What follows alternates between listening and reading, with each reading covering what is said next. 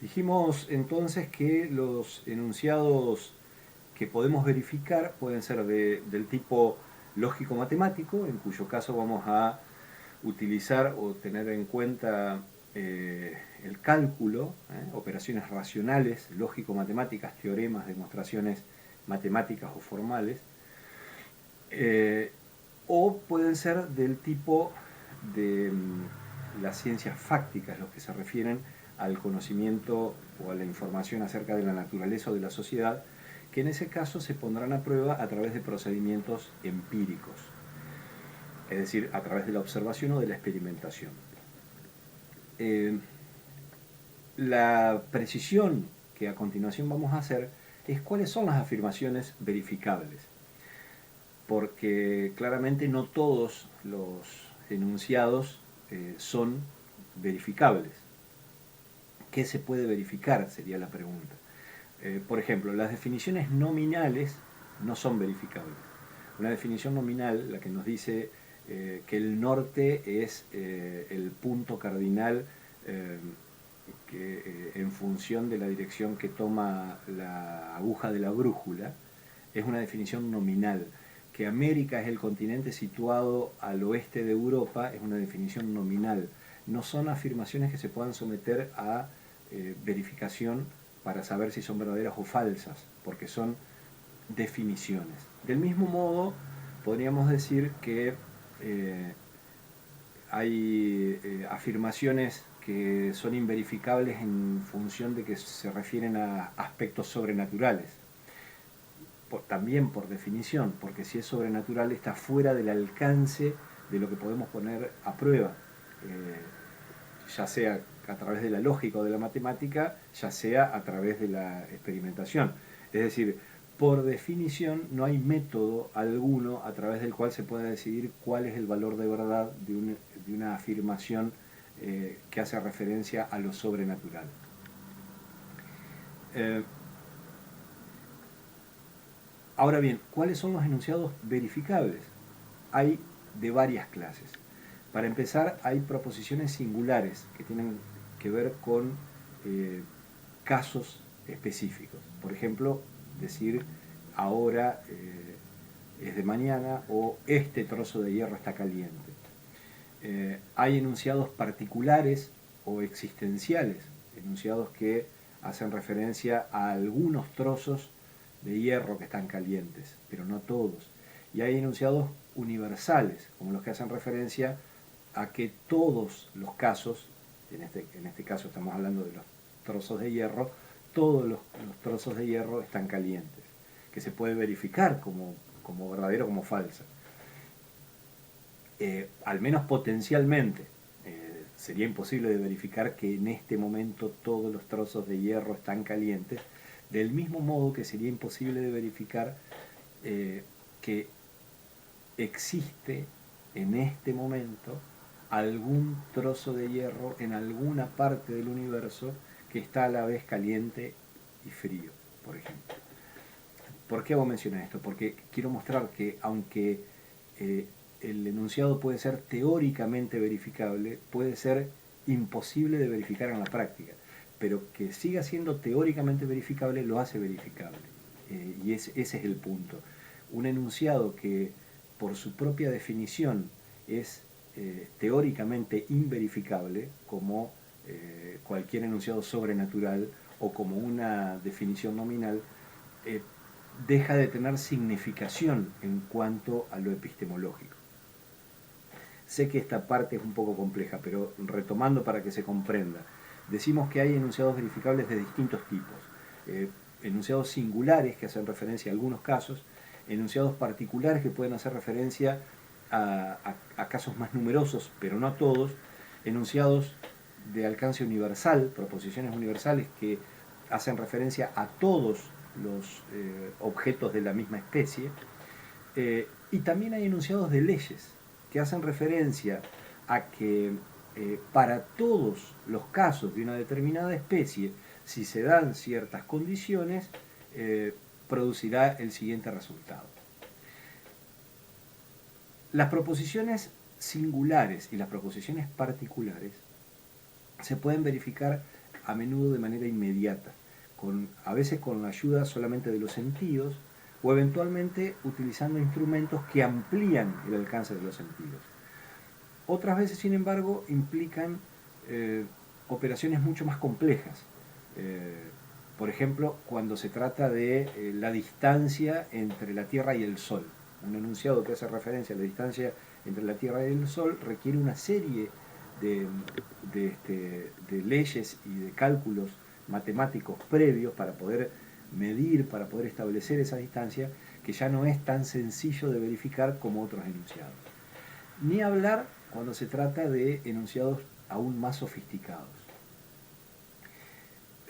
Cuando un enunciado verificable tiene un grado de generalidad lo suficientemente amplio, decimos que se trata de una hipótesis científica.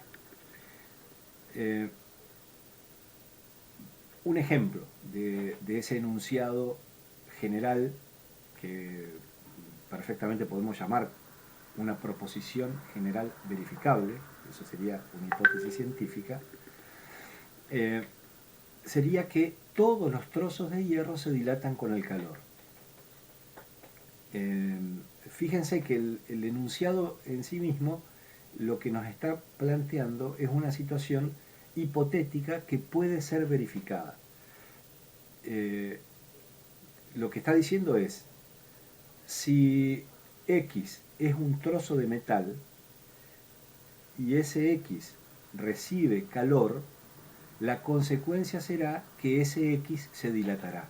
Eso es lo que nos está diciendo ese enunciado general verificable al que llamamos una hipótesis científica. Todos los metales se dilatan con el calor. Ahora bien, ese enunciado encierra una situación paradójica. El enunciado en sí mismo no puede ser verificado. No hay manera de verificar que todos, absolutamente todos los metales se van a dilatar con el calor. No hay modo, tendríamos que hacer un experimento o una observación científica de cada uno de los trozos de metal que existen en el universo, lo cual es operacionalmente imposible. Por eso decimos que las hipótesis, al ser puntos de partida racionales y generales, solo pueden ser confirmados poniendo a prueba sus consecuencias particulares. O sea, lo que vamos a someter a una confirmación, a una verificación que nos dirá si es verdadero o falso, no va a ser el enunciado en sí, sino sus consecuencias. Seguimos con el mismo ejemplo. Si todos los metales se dilatan con el calor y yo tengo un objeto que es metálico, le aplicaré calor y veré si se dilata. Si eso ocurre, yo voy a estar verificando que se produjo lo que la hipótesis afirma en este caso. No voy a estar verificando que se produjo en todos los casos, no hay manera de hacerlo. Por eso reitero el concepto que es muy importante, que las hipótesis científicas, es decir, estos enunciados o proposiciones generales verificables, solo pueden ser confirmados poniendo a prueba sus consecuencias particulares. De aquí también se deriva otra cuestión muy importante que Bunge desarrolla en el punto siguiente, que es que el núcleo de toda teoría científica no son los hechos, como se creyó durante mucho tiempo en el abordaje filosófico de la ciencia, sino que el núcleo de toda teoría científica es un conjunto de hipótesis verificables, como ese enunciado que acabamos de mencionar respecto de los metales. Las hipótesis científicas son, en su origen, son conjeturas, son explicaciones de los hechos que se nos ocurren por un montón de factores que pueden ser psicológicos, pueden ser culturales, pueden ser anecdóticos personales, pero en donde esa no es la cuestión importante, sino que, es decir, la cuestión importante no es cómo se nos ocurrió la hipótesis. La hipótesis aparece en nuestra mente cuando estamos abordando un problema. A veces sostenemos primero la hipótesis y después buscamos la forma de aplicarla a algún determinado problema. A veces la hipótesis aparece cuando estamos investigando algo, a veces aparece de modos hasta poéticos o misteriosos o oscuros. Pero lo importante no es eso, lo importante es cuál es la manera en la que hacemos pasar por la prueba de la confirmación a esa hipótesis, al enunciado que se deriva de nuestra hipótesis. Esto es lo que hace que en ciencia se hable del método hipotético-deductivo, porque de la hipótesis, de esa conjetura, deducimos consecuencias que se pueden observar o experimentar. Por eso hipotético-deductivo. Y lo que sometemos a confirmación nunca es la hipótesis en sí, porque no habría manera de revisar todos los casos, sino esas consecuencias que podemos deducir de ella. Otro aspecto muy importante es que las hipótesis, por más que estén razonablemente confirmadas o establecidas, aunque en el lenguaje más habitual de la ciencia le llamemos leyes científicas, en realidad nunca dejan de ser hipótesis. Bunge pone el ejemplo de la llamada ley de Newton de la gravedad y marca que aunque le llamemos ley, sigue siendo una hipótesis.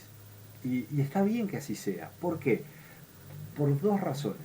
Primero, porque ha pasado la prueba de la confirmación solo en un número finito de veces. No hay manera de corroborarla, confirmarla en todas las ocasiones.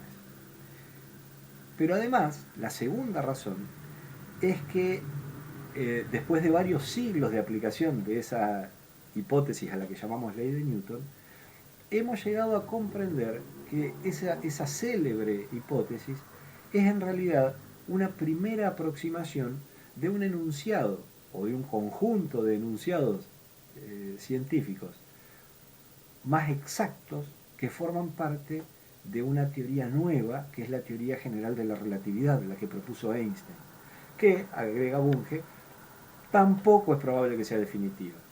Cada teoría, como conjunto de hipótesis, sigue siendo en realidad hipótesis. Nunca van a ser leyes definitivas, porque en eso consiste justamente el conocimiento científico, en que es algo que es falible, que es perfectible, que es modificable, que nunca se termina, nunca queda cerrado, nunca queda como un conocimiento inmodificable, una verdad definitiva y absoluta.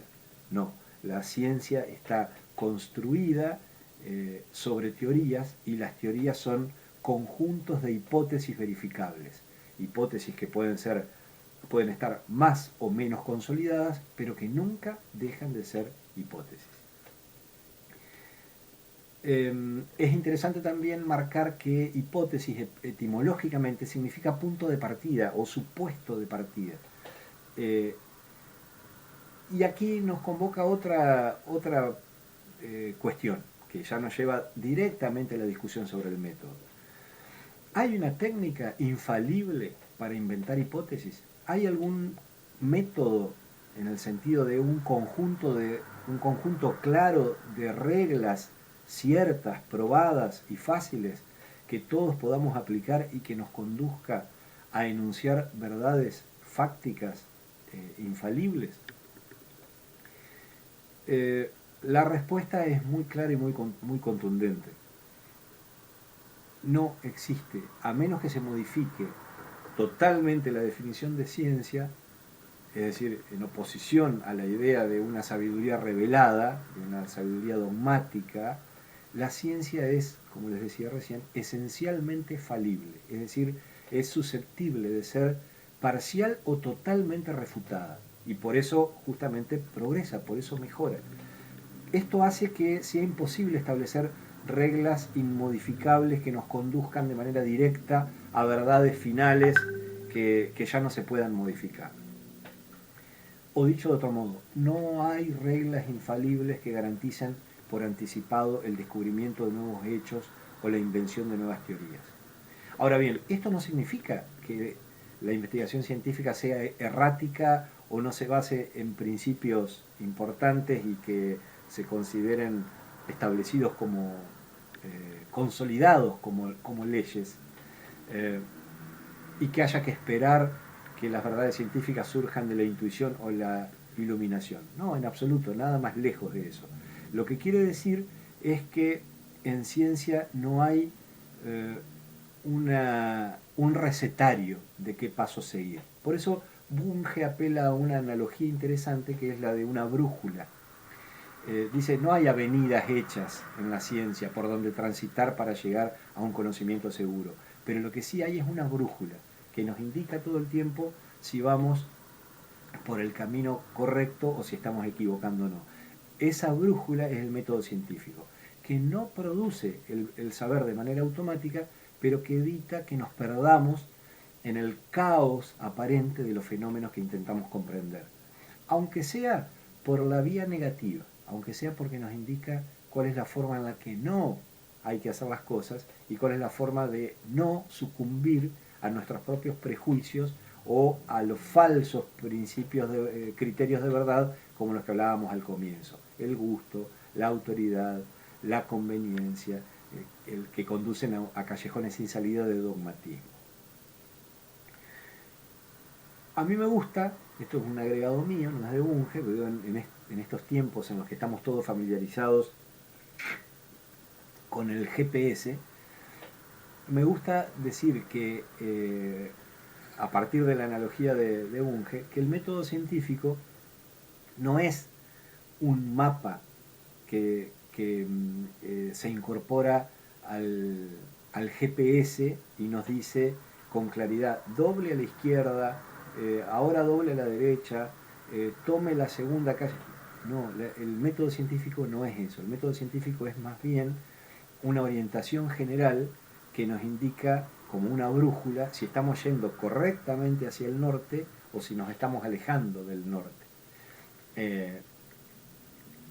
O sea, sigo con la analogía de la brújula de Mario Bunge, pero lo que incorporo es el GPS para tener con claridad. El GPS prácticamente no nos deja ningún lugar para nuestra inventiva, para nuestra imaginación. Está todo hecho.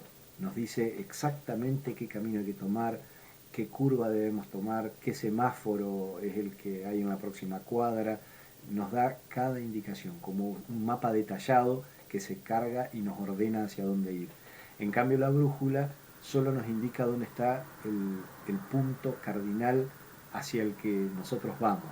Entonces, es nuestra acción la que nos permite darnos cuenta de si nos alejamos de ese rumbo o si estamos yendo por el rumbo correcto.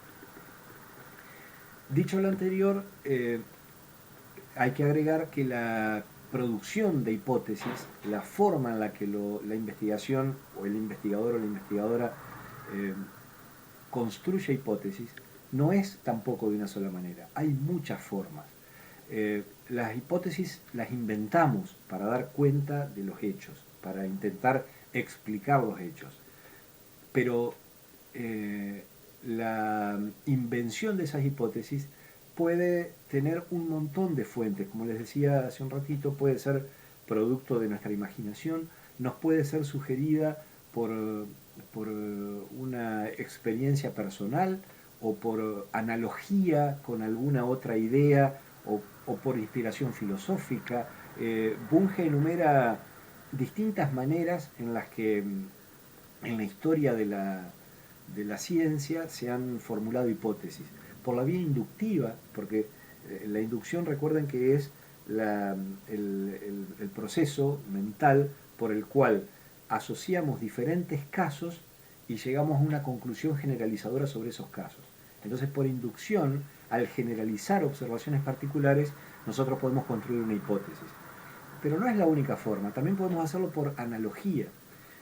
Cuenta el autor en su texto que Huygens, que ideó la teoría ondulatoria de la luz, imaginó esa hipótesis a partir de hacer una comparación, por eso por analogía, con las olas del mar.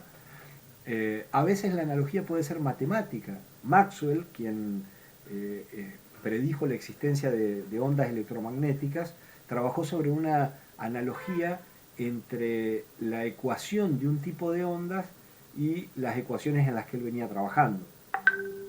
A veces también puede ser un pensamiento filosófico el que nos inspire una determinada hipótesis.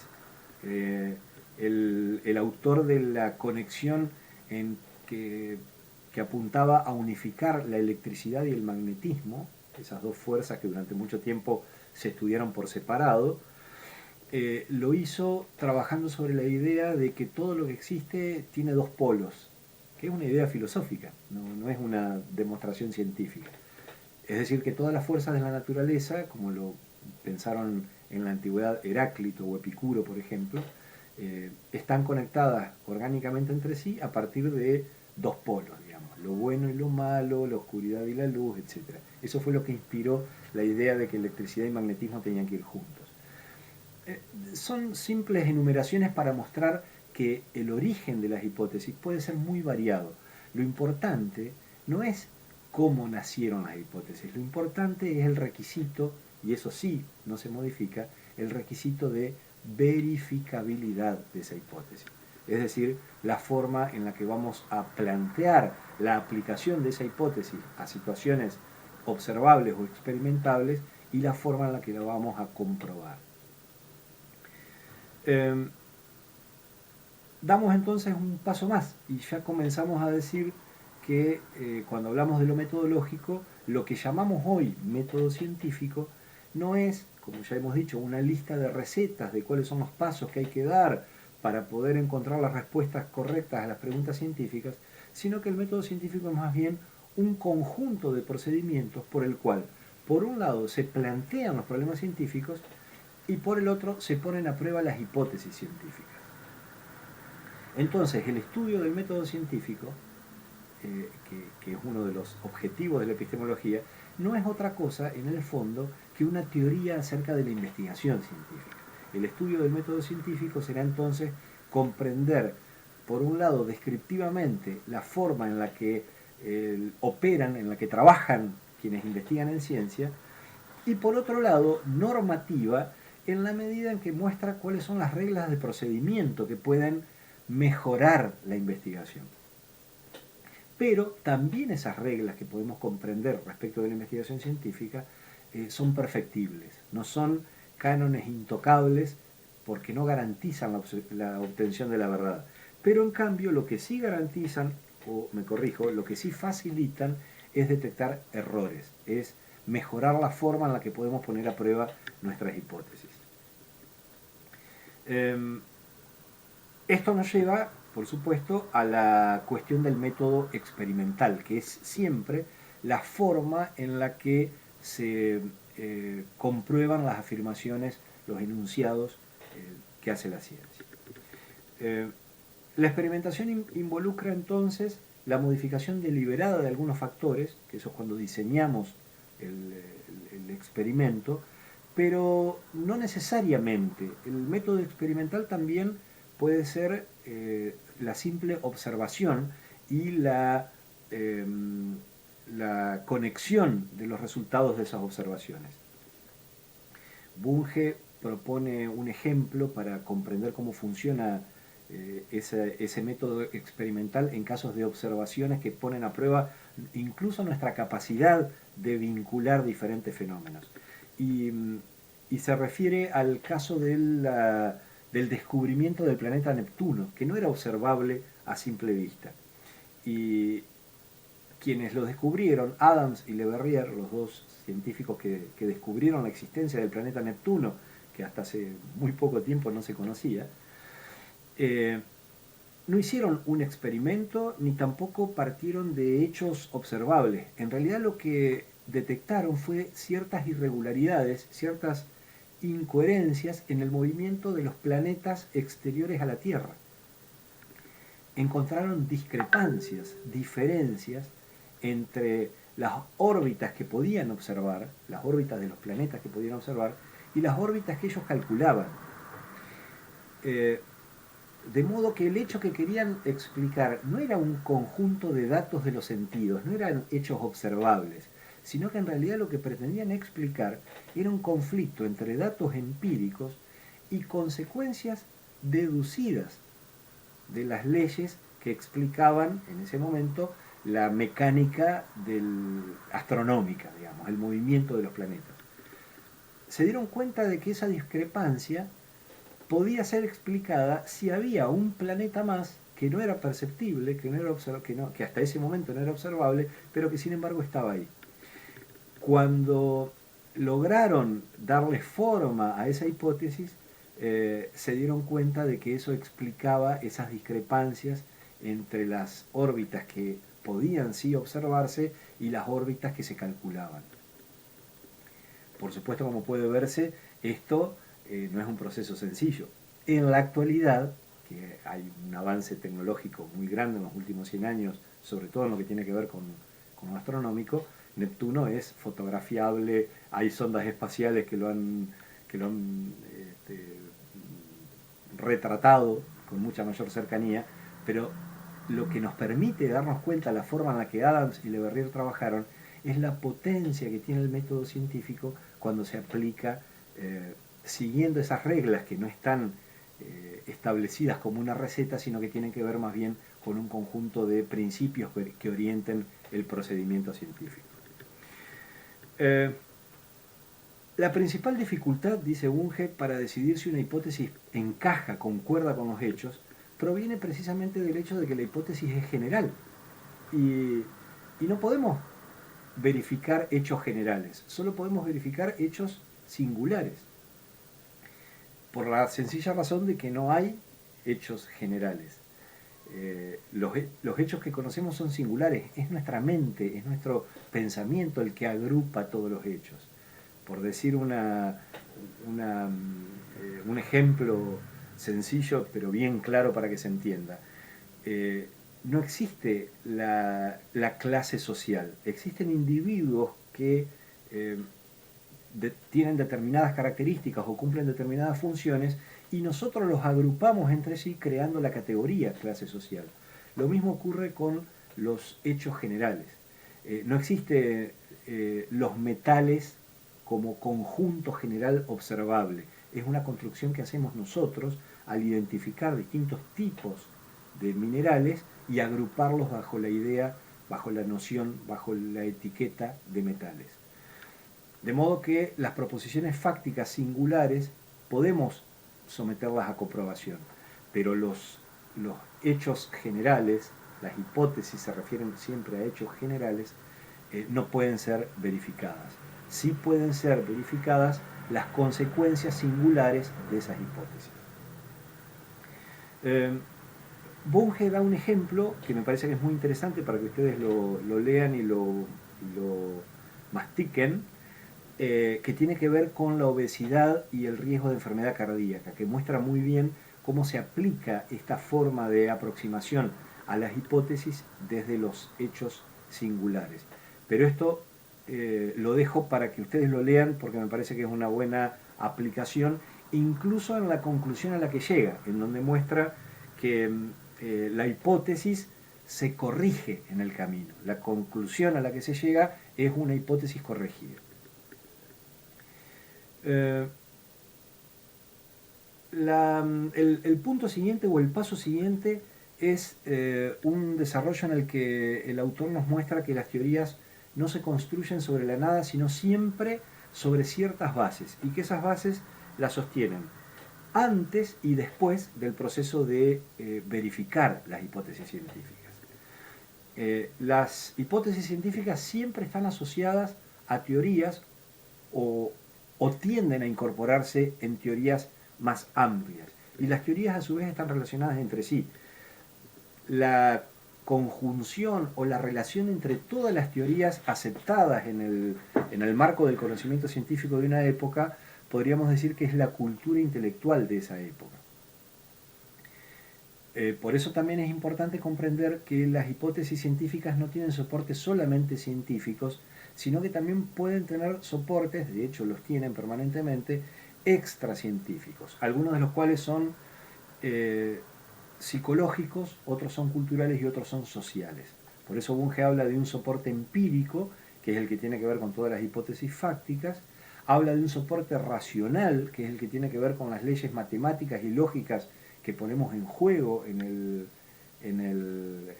la explicación de las hipótesis.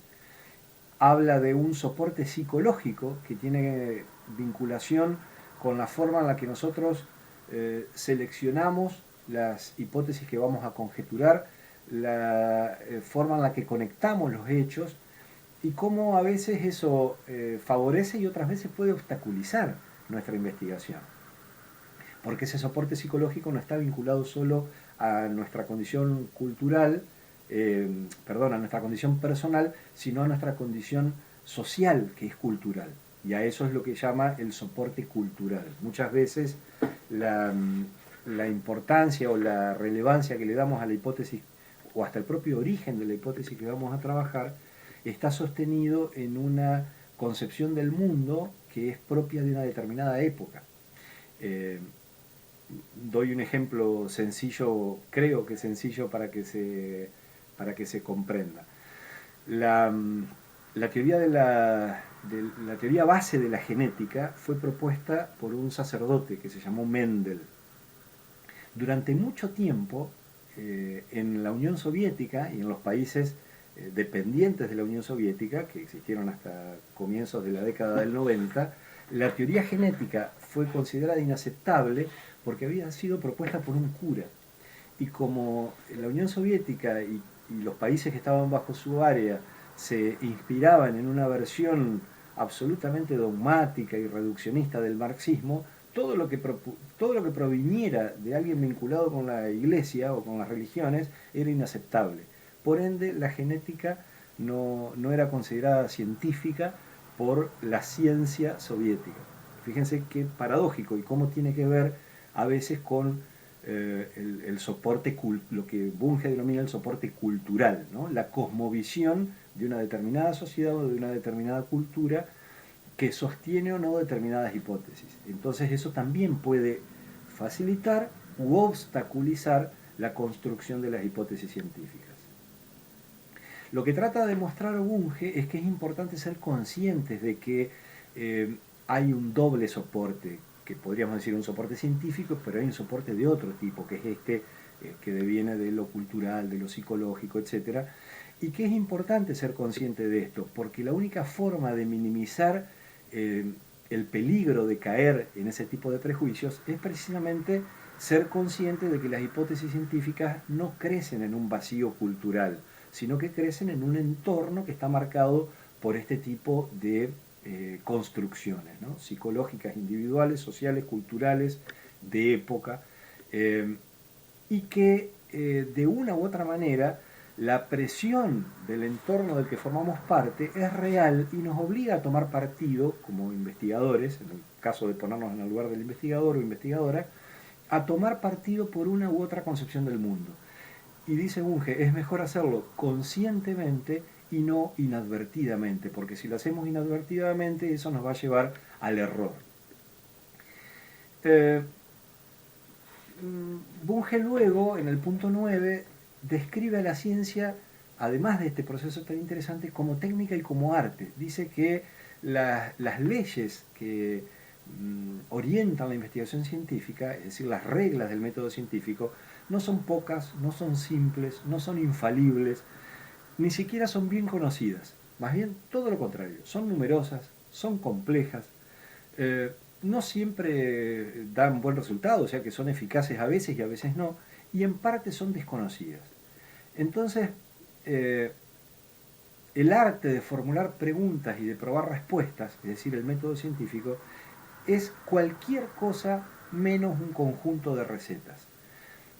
Y si he insistido tanto en esta idea es porque me parece que lo que trata Bunge de transmitirnos es que la investigación científica es una empresa multilateral, una empresa, una actividad que requiere el ejercicio intenso, dice él, de cada una de las facultades psíquicas, pero además exige de una determinada cantidad de circunstancias sociales favorables.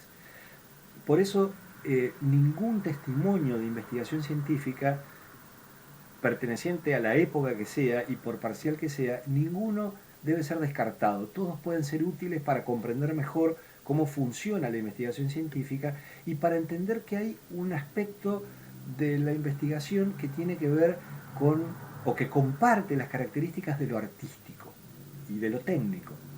Si lo artístico, dice Bunge, implica conjugar de manera eficaz, conjugar felizmente, dice él, experiencia, destreza, imaginación, visión, habilidad para realizar inferencias de tipo no necesariamente analítico, sino también intuitivo, entonces la ciencia también es una actividad que comprende o que tiene un aspecto artístico. Y pone mucho énfasis en otro aspecto. Si un cuerpo de conocimiento no es comunicable, así como habíamos dicho antes que si no es verificable no es científico, si no es comunicable entonces tampoco por definición es científico. Los resultados de la investigación son un aspecto central de los resultados de la investigación es la comunicabilidad.